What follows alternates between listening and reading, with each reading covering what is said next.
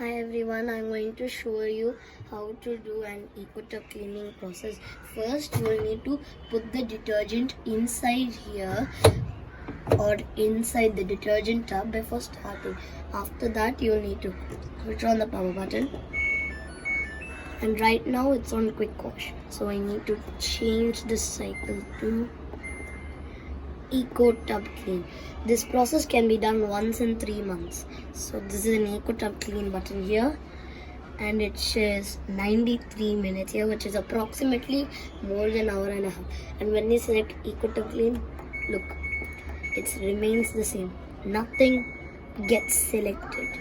So the moment you go on to this EcoTub clean, it will select everything automatically. So does the monsoon button. So the only button to press is press start, and then you can see the water then you can see the water level intake. So this process will take about an hour and a half. This process actually takes more time than washing your clothes. So thank you. This can be repeated once in 3 months depending on the usage of your washing machine. Thank you.